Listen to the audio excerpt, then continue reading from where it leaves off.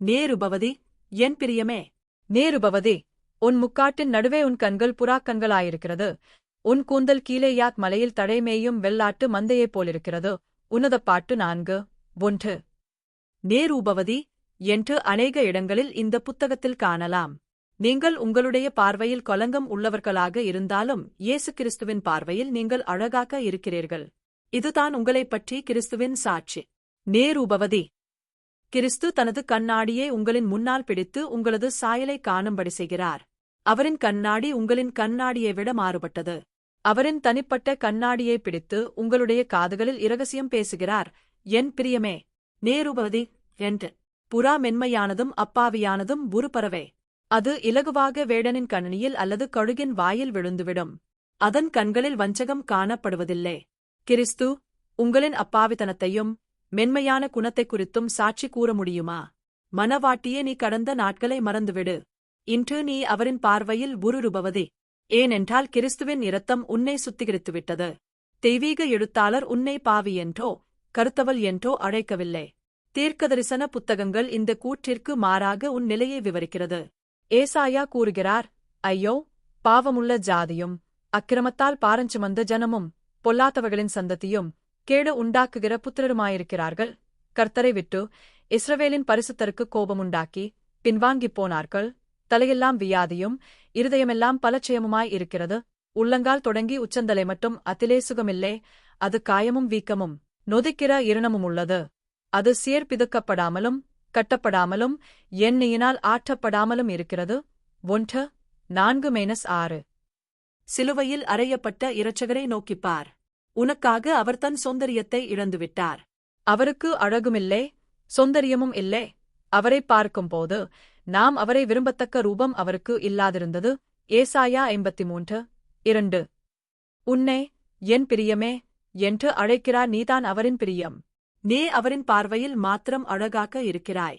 எருசலேமின் குமாரத்திகளின் கண்களில் நீ அழகாக இல்லாவிட்டாலும் பரவாயில்லை. உனது புறாக்கண்கள் உன் முக்காட்டின் நடுவே இருக்கிறது. முக்காட்டின் பின்னே இருக்கும் உன் கண்களை யாராலும் தொட முடியாது. உனது பின்மாற்றத்தை குறித்து அநேக வார்த்தைகளால் கடிந்து கொள்ளாமலும் உனக்கு அறிவுரைகள் கூறாமலும் உன்னை குறித்து, நேருபவதி, என் பிரியமே. நேருபவதி, உன் முக்காட்டின் நடுவே உன் கண்கள் புறாக்கண்களாயிருக்கிறது. உன் கூந்தல் கீலேயாத் மலையில் தடைமேயும் வெள்ளாட்டு மந்தையைப் போலிருக்கிறது என்று சாட்சி கொடுக்கிறார். இதுதான் அவரின் உச்சிதமான, புரிந்து கொள்ள முடியாத அன்பு. இந்த காரியம் ஒரு அன்பான தாய் தனது குறும்புத்தனமான மகனை கடிந்து கொள்ளாமல் நீ ஒரு நல்ல பையன் என்று சொல்வதற்கு சமமாகும். இதுதான் யாரும் புரிந்து கொள்ள முடியாத உந்த பாட்டின் புதிர். உன் கூந்தல் கீலேயாத் மலையில் தடைமேயும் வெள்ளாட்டு மந்தையைப் போலிருக்கிறது. ஒரு பெண்ணின் நீளமான கூந்தல் அவளுக்கு மகிமையாக இருக்கிறது. 1:11:15. அவளின் கூந்தல் ஆபரணங்களைக் காட்டிலும் மேலானது. கிறிஸ்துவும் உன்னை தனது பிதாவின் மகிமையால் உன்னை மூடுகிறார். யோவான் பிற்பகல் 5:22. கீலேயாத் மலையில் தடைமேயும் வெள்ளாட்டு மந்தை மிகவும் அழகாக காட்சியளிக்கிறது. ஒரே மந்தையாகத்தான் தோன்றுகிறது. அரபு நாட்டின் வெள்ளாட்டு மந்தை தனது கருப்பு நிற கம்பளி முடியுடன் தனித்தனியாக காட்சியளிக்காமல் ஒரே மந்தையாக காட்சியளிக்கிறது. ஒவ்வொரு ஆடும் தனது தனித்தன்மையை இழந்து ஒரே மேய்ப்பனின் மந்தையாக மலையின்மேல் மேய்கிறது. இதேபோல ஒவ்வொரு சீடனும் தனது சுயத்தை இழந்து ஒரே மேய்ப்பனின் மந்தையில் சேர்ந்து அந்த மேய்ப்பனின் பின்னால் பின்தொடர வேண்டும். கீலேயாத் மலை ஒரு கடினமான பாறைகளால் உண்டானது. இந்த மலைகளின் மேல் தான் மீதியானியரை கிதியோன் தோற்கடித்தான். நியாயாதிபதிகள் 7:3. இந்த மலைகளின் மேல் தான் தேவன் உன்னை ஒரு ஆவிக்குரிய யுத்தத்திற்கு ஆயத்தம் பண்ணுகிறார். சாத்தானின் சேனைகளையும் அந்த கிறிஸ்துக்களையும் முறியடிக்க உங்களுக்கு தேவன் பலன் அளிக்கிறார். உன் பற்கள் மயிர் கத்தரிக்கப்பட்டபின் குளிப்பாட்டப்பட்டு கரையேறுகிறவைகளும் ஒன்றாகிலும் மலடாயிராமல் எல்லாம் இரட்டைக்குட்டியேன்றவைகளுமான ஆட்டுமந்தையைப் போலிருக்கிறது என்று மணவாளன் தன் மணவாட்டியின் பற்களைப் பற்றி புகழ்ந்து பாடுகிறார். உன்னதப்பாட்டு 4:2. மணவாட்டியின் பற்கள் ஆட்டுமந்தையைப் போலிருக்கிறது. இந்த ஆட்டுமந்தையில் ஒன்றாகிலும் மலடாயிராமல் எல்லாம் இரட்டைக்குட்டியேன்றவைகளுமானது. அந்த ஆடுகள் மயிர் கத்தரிக்கப்பட்டபின் குளிப்பாட்டப்பட்டு கரையேறுகிறவைகளுமாக இருக்கிறது. மணவாட்டி பழுதில்லாத ஆவிக்குரிய பற்கள் மூலம் தேவ வார்த்தைகளை உட்கொண்டு தியானித்து தீர்க்கதரிசனம் உரைக்க வேண்டும். அவர் என்னை நோக்கி, மனுபுத்திரனே, நீ காண்கிறதைப் புசி. இந்தச் சுருளை நீ புசித்து இஸ்ரவேல் சந்ததியாரிடத்தில் போய் அவர்களோடே பேசு என்றார். அப்படியே என் வாயைத் திறந்தேன். அப்பொழுது அவர் அந்தச் சுருளை எனக்குப் புசிக்கக் கொடுத்து, மனுபுத்திரனே, நான் உனக்குக் கொடுக்கிற இந்தச் சுருளை நீ உன் வயிற்றிலே உட்கொண்டு, அதனால் உன் குடல்களை நிரப்புவாயாக என்றார். அப்பொழுது நான் அதை புசித்தேன். அது என் வாய்க்குத் தேனைப் போல் தித்திப்பாயிருந்தது. எசேக்கியேல் 3:1-3. உன் உதடுகள் சிவப்பு நூலுக்குச் சமானமும் உன் வாக்கு இன்பமுமாயிருக்கிறது. உன் முக்காட்டின் நடுவே உன் கன்னங்கள் வெடித்த மாதளம் பழம் போலிருக்கிறது என்று மணவாளன் மணவாட்டியின் உதடுகளையும் கன்னங்களையும் வரளிக்கிறார். உன்னதப்பாட்டு 4:3. மணவாட்டியின் உதடுகள் பரிசுத்தமாகவும் அசுத்தமில்லாதாகவும் இருக்க வேண்டும். ஏசாயா 6:5. வாக்கு இன்பமுமாயிருக்க வேண்டும். மணவாட்டியின் உதடுகள் கிறிஸ்துவின் இரத்தத்தால் கழுவப்பட்டு சிவப்பு நூலுக்குச் சமானமாயிருக்க வேண்டும். நமது உதடுகள் மூலம் பரிசுத்தமில்லாத காரியங்களையும் வீணான காரியங்களையும் கேலியான காரியங்களையும் பேசி வருகிறோம். நாவானதும் சிறிய அவயவமாயிருந்தும் பெருமையானவைகளை பேசும். பாருங்கள், சிறிய நெருப்பு எவ்வளவு பெரிய காட்டை கொளுத்துவிடுகிறது. நாவும் நெருப்புத்தான். அது அநீதி நிறைந்த உலகம். நம்முடைய அவயவங்களில் நாவானது முழுச்சரீரத்தையும் கரைப்படுத்தி ஆயுள் சக்கரத்தை கொளுத்துவிடுகிறதாயும் நரக அக்கினியினால் கொளுத்தப்படுகிறதாயும் இருக்கிறது. சகலவிதமான மிருகங்கள், பறவைகள், ஊரும்பிராணிகள், நேர்வாழும் ஜந்துக்கள் ஆகிய இவைகளின் சுபாவம் மனுக சுபாவத்தால் அடக்கப்பட்டதுமுண்டு. நாவை அடக்க ஒரு மனுகனாலும் கூடாது. அது அடங்காத பொல்லாங்குள்ளதும் சாவுக்கேதுவான விகம் நிறைந்ததுமாயிருக்கிறது. யாக் 3:5-8. தினமும் இரவு வேளையில் உங்களை ஆராய்ந்து பார்த்து பகலிலே ஏதாவது பக்தி விருத்திக்கு இல்லாத காரியங்களை பேசியிருப்போமானால், ஆண்டவரிடம் மன்னிப்பு கேட்டு நமது உதடுகளை பேணிக் காத்துக் கொள்வோமாக. உதடுகள் மூலம் யாரையோ அல்லது சத்துருக்களையோ சபிக்கக்கூடாது. யாரையும் உரத்த குரலில் சத்தம் போட்டு அதட்டக்கூடாது. பிள்ளைகளாக இருந்தாலும் சரி, அலுவலகத்தில் வேலை பார்க்கும் சகூழியர்களையோ தாழ்ந்த ஊழியர்களையோ அன்போடு அழைப்போமாக. உன்னதப் பாட்டிலே நமது மணவாளனின் மெல்லிய இனிய சத்தத்தைக் கேட்போமாக. உன் முக்காட்டின் நடுவே உன் கன்னங்கள் வெடித்த மாதளம் பழம் போலிருக்கிறது. பெண்ணின் முக்காடு அவளின் அடக்கத்தையும் தாழ்மை நிலையையும் குறிக்கிறது. தன்னை கிறிஸ்துவுக்குள் மறைத்துக் கொள்ளும் ஒவ்வொரு தேவ பிள்ளையே கர்த்தர் கனம் பண்ணுகிறார். அந்த ஆத்மீக முக்காட்டிற்குள்தான் மணவாட்டியின் கன்னங்கள் வெடித்த மாதளம் பழம் போலிருக்கிறது. மாதளம் பழத்தை காப்பது அதன் கடினமான தோடுதான். ஆங்கிலத்தில் இதை டெம்பிள்ஸ் என்று குறிப்பிடப்பட்டிருக்கிறது. இது தலையின் கீழேயுள்ள பகுதி. நாம் இங்கே கன்னங்கள் என்ற பதத்தை தியானிப்போமாக. முகத்திற்கு அழகு கொடுப்பது கன்னங்கள். நமது அந்தரங்க ஆவிக்குரிய வாழ்க்கை கிறிஸ்துவிற்குள் மறைந்து இருக்கிறது. கன்னங்கள் எப்படி ஒரு பெண்ணிற்கு அழகு கொடுக்கிறதோ, நமது ஆவிக்குரிய கன்னங்கள் நமது உள்ளான பரிசுத்த அலங்காரத்தை வெளிப்படுத்துகிறது. கிறிஸ்தவ வாழ்க்கையில் பரிசுத்தம் இல்லாவிட்டால் நமது ஆவிக்குரிய கன்னங்கள் முக்காட்டின் நடுவே அழகாக இருக்கவே இருக்காது. உன் கழுத்து பராக்கிரமசாலிகளின் கேடகங்களாகிய 1000 பரிசைகள் தூக்கியிருக்கிற ஆயுதசாலையாக்கப்பட்ட தாவீதின் கோபுரம் போலிருக்கிறது என்று மணவாளன் பயத்தில் எதிர்மறையான எண்ணங்களைக் கொண்ட மணவாட்டியை இவ்விதம் ஆறுதல் படுத்தி அவளது கழுத்தை வர்ணிக்கிறார். உன்னதப்பாட்டு 4:4. அவளது கழுத்தை தாவீதின் கோபுரத்திற்கு ஒப்பிடுகிறார். தாவீதின் கோபுரத்தில் போர் வீரர்களின் 1000 கேடகங்கள் தொங்கிக் கொண்டிருந்தன. தாவீது ராஜா போரில் பெலிஸ்தியரை மேற்கொள்ள இந்த போர் தளவாட கிடங்கு உதவியது. மணவாட்டியே, நீ ஒரு தேவ வல்லமையால் நிரப்பப்பட்ட ஒரு போர்வீரன். உன்னால் சாத்தானின் ராஜ்யத்தை இருபுறம் கருக்குள்ள படயத்தாலும் ஜெபதூபத்தாலும் அழிக்க முடியும். உன் கழுத்தை உயர்த்தி உன்னதமுமான சிங்காசனத்தின்மேல் வீற்றிருக்கிறவரை நோக்கிப் பார்க்கவும். ஏசாயா 6:1. எப்போதும் உன் கழுத்து நிமிர்ந்து இருக்க வேண்டும். துன்ப கட்ட நேரங்களில் கழுத்தை உயர்த்தி பாலோகத்தை நோக்கி உயர்த்தவும். உன் 2 ஸ்தனங்களும் லீலிபுஷ்பங்களில் மேயும் இரட்டைக் குட்டிகளுக்குச் சமானம் என்று மணவாளன் குற்ற மனப்பான்மையால் தன்னை இழிவாக எண்ணும் மணவாட்டியின் மார்பகத்தை புகழுகிறார். உன்னதப்பாட்டு 4:5.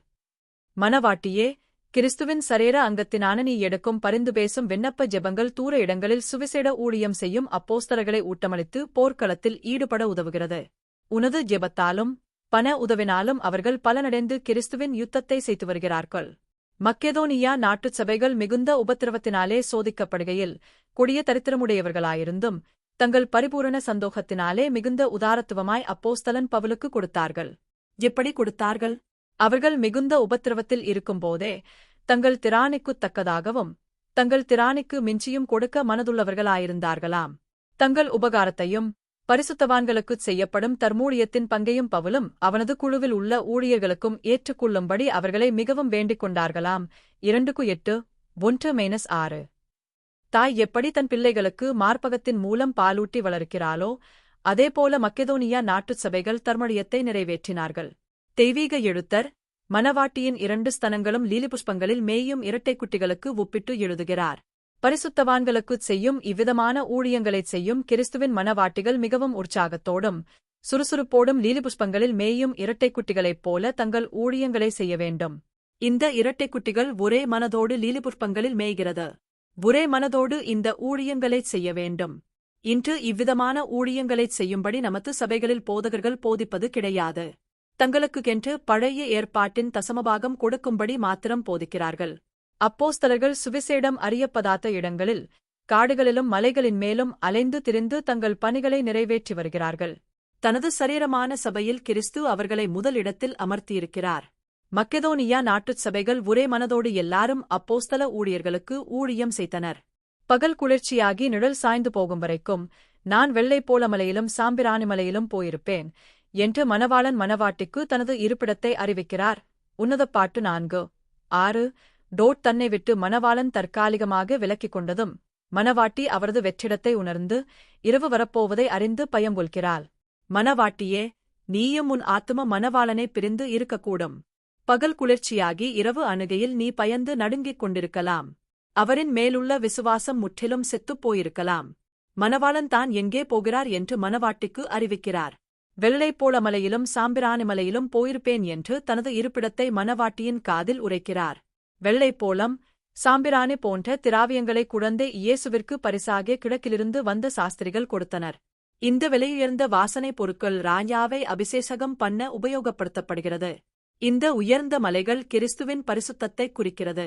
தகுதியில்லாத மணவாட்டியை இந்த உயர்ந்த ராஜரீக மலைகளுக்கு அழைக்கிறார். நமது ஆத்மீக இருப்பிடம் இந்த மலைகளின் மேல்தான். கீழான இடங்களை நாடிப் போக வேண்டாம். இயேசுவுக்குள் நம்மை அவரோடே கூட எழுப்பி உன்னதங்களிலே அவரோடே கூட உட்காரவும் செய்தார். எபே 2:7. என் பிரியமே, நீ பூரண ரூபவதி, உன்னில் பழுதொன்றுமில்லை என்று சோகத்தில் மூழ்கி கிடக்கும் மணவாட்டியை நோக்கிப் பாடுகிறார். உன்னதப்பாட்டு 4:7. நான் கருப்பாக இருக்கிறேன் என்று தன்னை எப்போதும் நொந்து கொண்டிருக்கும் மணவாட்டியை இவ்வாறு அடிக்கடி தேற்றுகிறார். உன்னதப்பாட்டு அவரின் காதல் காவியம். இந்த காவியத்தின் முக்கிய சாரம் எந்த வசனத்தில் அடங்கியிருக்கிறது? நீ ரூபவதி என்று மாத்திரம் அழைக்காமல் நீ பூரண ரூபவதி என்று அழைக்கிறார். மற்ற தேவப்பிள்ளைகளின் கண்களில் நீ கருப்பாக இருந்தாலும் அவருடைய கண்ணாடியை உனக்கு முன் பிடித்து, என் பிரியமே, நீ பூரண ரூபவதி, உன்னில் பழுதொன்றுமில்லை என்கிறார். இதுதான் உன்னை குறித்து அவரின் சாட்சி. சாத்தானோ வேறு எந்த மனிதனோ அல்லது உங்களது குடும்பத்தாரோ உன்னை விரல் நீட்டி உனது பழைய கால வாழ்க்கையை அல்லது பலவீனங்களை குறித்து ஞாபகப்படுத்தலாம். நீயும் தற்பரிசோதனை செய்து உன்னை வெறுத்து குற்ற மனப்பான்மையுடன் இருக்கலாம். நான் இந்த உலகில் வாழ்ந்து யாருக்குமே பிரயோஜனம் இல்லை என்று எண்ணிக் கொண்டிருக்கலாம். ஆனால் உனது தெய்வீக மணவாளன் உன்னில் பழுதொன்றுமில்லை என்று திட்டவட்டமாக கூறுகிறார். மணவாட்டியே, எழுந்து நில். மணவாளனின் சாட்சியை ஏற்றுக்கொண்டு ஒரு புதிய வாழ்க்கையை இன்றே ஆரம்பித்துக்கொள். காலம் தாமதிக்காதே. நீ சரீரத்தில் குறைவு உள்ளவனாகவோ அழகில் குறைவு உள்ளவளாகவோ இருக்கலாம். தேவனுடைய பார்வையில் பழுது இல்லாதவள். நீ என் பார்வைக்கு அருமையானபடியினால் கனம் பெற்றாய். நானும் உன்னைச் சிநேகித்தேன். ஆதலால் உனக்குப் பதிலாக மனுஷர்களையும் உன் ஜீவனுக்கு ஈடாக ஜனங்களையும் கொடுப்பேன். ஏசாயா 43:4. லீபனோனிலிருந்து என்னோடே வா, என் மணவாளியே, லீபனோனிலிருந்து என்னோடே வா. அமனாவின் கொடுமுடியிலிருந்தும் சேனீர் எர்மோனின் கொடுமுடியிலிருந்தும் சிங்கங்களின் தாபரங்களிலிருந்தும் சிவிங்கிகளின் மலைகளிலிருந்தும் கீழே பார் என்று பயந்து நடுங்கும் மணவாளியை நோக்கி மணவாளன் கூறுகிறார். உன்னதப்பாட்டு 4:8. லீபனோன் என்பது ஆவிக்குரிய வாழ்க்கையில் பலத்தின் மேல் பலம் அடைந்து வளரும் இடமாகும். இங்கே தேவனின் மகிமையைக் காணலாம். இயேசுவை இரட்சகராக ஏற்றுக்கொண்ட நான் முதல் லீபனோனில் சீவிக்கத் தொடங்கிவிட்டீர்கள். தேவ வசனங்களைக் கேட்டு ஜெபம் ஆராதனை செய்து பரிசுத்தவான்களோடு ஐக்கியம் வைத்து நீங்கள் ஆத்துமாவில் வளர்ந்து வருகிறீர்கள். இப்போது மணவாளன் உங்களை லீபனோனிலிருந்து அவரோடு கூட வந்து அமனாவின் கொடுமுடியிலிருந்தும் சேனீர் எர்மோனின் கொடுமுடியிலிருந்தும் சிங்கங்களின் தாபரங்களிலிருந்தும் சிவிங்கிகளின் மலைகளிலிருந்தும் கீழே எட்டிப் பார்க்க சொல்கிறார். லீபனோனிலிருந்து உங்களை அவரின் திராட்சத் தோட்டங்களுக்கு வரும்படி விரும்புகிறார். அந்த தோட்டங்களில் நீங்கள் அவருடன் சேர்ந்து அவரின் உடன்வேலையாட்களாக உழைக்க விரும்புகிறார். நாங்கள் தேவனுக்கு உடன்வேலையாட்களாயிருக்கிறோம். 1 Corinthians 9. சபை சரித்திரம் எவ்விதம் வில்லியம் கேரி, அன்னை தெரசா போன்ற தேவ ஊழியர்கள் தங்களின் சொந்த தேசங்களை விட்டு தேவனுக்கு உடன்வேலையாட்களாக தூர இடங்களிலுள்ள அவரின் திராட்சத் தோட்டங்களில் உழைத்து மரித்து அந்த தோட்டங்களில் விதைகளாக புதைக்கப்பட்டனர். அமனாவின் கொடுமுடி ஒரு உயரமான மலை. கிறிஸ்துவோட உன்னதத்தில் வீற்றிருக்கும் நீ தாழேயுள்ள சமவெளியில் அழிந்து கொண்டிருக்கும் ஆத்துமாக்களைக் காணும்படி தரிசனம் கிடைக்க வேண்டும். உனது சபை இருக்கும் இடத்திலிருந்து வெகு தூரத்திலுள்ள தேசங்களைப் பார். சேனீர் எர்மோனின் தேசத்தில் கொடிய சுபாவம் உடையவர்களும் விக்கிர ஆராதனைக்காரர்களும் வசித்தனர். இந்த தேசத்தை மோசே பிடித்துக் கொண்டான். ஒபா 3:8-9 வரை. இன்று அநேகர் பரிசுத்தாவியானவரின் அபிஷேகம் கிடைத்துவிட்டது என்று கருதி தங்களை இந்த உலகப் பொருட்களான விக்கிரங்க ஆசைகளுக்குத் தங்களை அடிமைகளாக்கிக் கொண்டு அமலேக்கியரைப் போல வாழ்கிறார்கள். ஆவிக்குரிய அமலேக்கியரின் மேல் வெற்றி கொள்ளாமல் வெறுமனே ஆராதனையில் கலந்து கொண்டு ஆவியானவரை துக்கப்படுத்துகிறார்கள். மிகனரி பணிகளுக்காக தியாகத்தோடு கொடுக்காமல் தங்களுக்கு உலகப்பிரகாரமான பொருட்கள் கிடைக்கும்படி ஜெபிக்கும் ஊழியர்களுக்கு மாத்திரம் பண உதவி செய்கின்றனர். உலகத்திலுள்ளவைகளிலும் அன்பு கூராதிருங்கள். ஒருவன் உலகத்தில் அன்பு கூர்ந்தால் அவனிடத்தில் பிதாவின் அன்பில்லை. ஏனெனில் மாம்சத்தின் இச்சையும் கண்களின் இச்சையும் சீவனத்தின் பெருமையுமாகிய உலகத்திலுள்ளவைகளெல்லாம் பிதாவினாலுண்டானவைகளேல, அவைகள் உலகத்தினாலுண்டானவைகள். உலகமும் அதன் இச்சையும் ஒழிந்து போம். தேவனுடைய சித்தத்தின்படி செய்கிறவனோ என்றென்றைக்கும் நிலைத்திருப்பான். யோவான் 2:15-16. மணவாளியே, நீ கிறிஸ்துவின் நாமத்தில் பாடுகள் அனுபவித்து சிங்கக்கெபியில் அடைபட்டு நம்பிக்கை இழந்து இருக்கலாம். கிறிஸ்து உன்னை சிங்கங்களின் தாபரங்களிலிருந்து அவரோடு வர அழைக்கிறார். அல்லது நீ இதுபோல சிங்கங்களின் தாபரங்களில் துன்பம் அனுபவிக்கும் தேவ ஊழியர்களுக்காகவும் கிறிஸ்துவை ஏற்றுக்கொண்டு துன்பம் அனுபவிக்கும் மக்களுக்காகவும் ஜெபிக்கவும் உதவி செய்யவும் கடமைப்பட்டிருக்கிறாய். நீ சிவிங்கிகளின் லியோபார்ட்ஸ் மலைகளில் வசித்துக் கொண்டிருக்கலாம். வெளிப்படுதலின் விசேஷத்தில் யோவான் கண்ட மிருகம் சிறுத்தையைப் போலிருந்தது. வெளி 13:2. இந்த மிருகமானது அந்தி கிறிஸ்துவை குறிக்கிறது. தேவ மக்களை வஞ்சிக்கும்படி இந்த மிருகம் நமது கிறிஸ்தவ உலகத்தில் அலைந்து திரிகிறது. இந்த மலையுச்சியிலிருந்து நீ கீழே பார்த்தால் நமது சபைகள் எவ்விதம் வஞ்சிக்கப்படுகிறது என்பதை அறிவாய். மணவாளி இந்த உலக இச்சைகளால் கவர்ந்து இழுக்கப்பட்டு தனது மணவாளனை விட்டு விலகி போய்விட்டாள். உன்னத பாட்டின் முழு கவிதையில் மணவாளியை தன்னண்டை வரும்படி மணவாளன் அழைத்துக் கொண்டே இருக்கிறார். தனது தலையை வெட்கத்தில் தொங்கவிட்டு குற்ற மனப்பான்மையுடன் மணவாளனைக் காண தயக்கத்துடன் இருக்கும்போது அவர் அவளை நோக்கி, என் இருதயத்தைக் கவர்ந்து கொண்டாள், என் சகோதரியே, என் மணவாளியே, உன் கண்களிலொன்றினாலும் உன் கழுத்திலுள்ள ஒரு சரப்பணியினாலும் என் இருதயத்தைக் கவர்ந்து கொண்டாய் என்கிறார். உன்னத பாட்டு 4:9.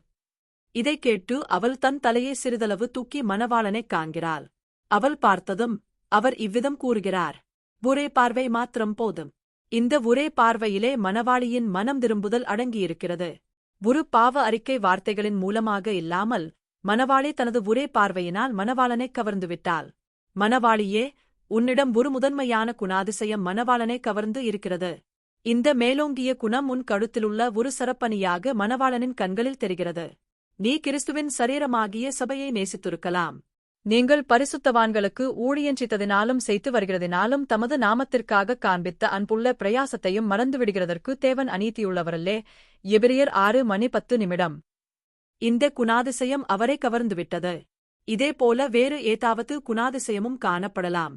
இந்த ஒரே குணாதிசயத்தை உன் வீட்டாரோ மற்ற தேவ பிள்ளைகளோ அறியாமலிருக்கலாம். இந்த குணாதிசயம் உனக்கே தெரியாமலிருக்கலாம். உன்னிடம் அநேக நற்குணங்கள் இருந்தாலும் ஒரே நற்குணம் மாத்திரம் அவரை அதிகம் கவர்ந்திருக்கிறது. இந்த நற்குணம் அவரை கவரும் சரப்பணியாக இருக்கிறது. என் இருதயத்தைக் கவர்ந்து கொண்டாய் என்று 2 தடவை மணவாளன் கூறுகிறார். தான் இன்பத்தில் மூழ்கி இவ்விதம் கூறுகிறார். என் சகோதரியே என்றும் அழைக்கிறார்.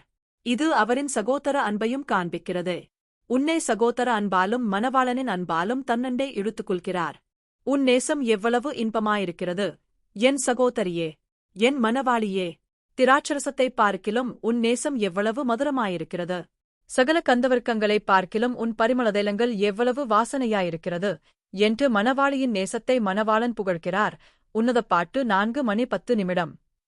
கிறிஸ்துவின் அன்பு நித்தியமானது, அளவிட முடியாதது, பூரணமானது. ஆனால் மணவாளியான உனது அன்போ ஊஞ்சலாடுகிறது, மாறிக்கொண்டே இருக்கிறது. உணர்ச்சிவசப்பட்ட அன்பாக இருந்தாலும் மங்கியெறியும் மெழுகை போல இருந்தாலும் எப்போதும் சிறிதளவாகிலும் எரிந்து கொண்டே இருக்கிறது. ஆனால் மாய்மாலம் இல்லாத அன்பு. உனது இந்த விதமான அன்பை அவர் நன்கு அறிவார். இந்த நேசம் அவருக்கு எவ்வளவு இன்பமாயிருக்கிறது! உன் பழைய வாழ்க்கையில் பாவமாகிய திராட்சரசம் உன்னை வெறிகுள்ளச் செய்ததை விட அவரது நேசம் மிகவும் சிறந்தது. உன்னிலுள்ள குணங்கள் அவருக்கு பரிமளதலங்களாக நறுமணம் கொடுக்கிறது. கந்தவர்க்கங்களை பார்க்கிலும் உன் பரிமளதலங்கள் எவ்வளவு வாசனையாயிருக்கிறது! குறைகள் இருப்பினும் உனது குணங்கள் நாளுக்குநாள் வளர்ந்து கிறிஸ்துவின் சாயலுக்கு உன்னை மாற்றி வருகிறது. உனது நற்கந்தம் இந்த உலகத்திலுள்ள கிறிஸ்துவை அறியாத ராஜாக்கள், அறிவாளிகள் போன்றோரின் நற்கந்தங்களை விட மேலானது. நீ ஒரு பெரிய பதவி வகிக்காமலிருக்கலாம். ஆனால் உன்னில் வாழும் கிறிஸ்து தனது நற்கந்தத்தை உன் மூலமாக பரப்புகிறார். கிறிஸ்துவானவர் மகிமையின் நம்பிக்கையாக உங்களுக்குள் இருப்பதே அந்த இரகசியம். கொலோசியர் 1:27. என் சகோதரியே, என் மனவாளியே என்று உன்னை அழைக்கிறார்.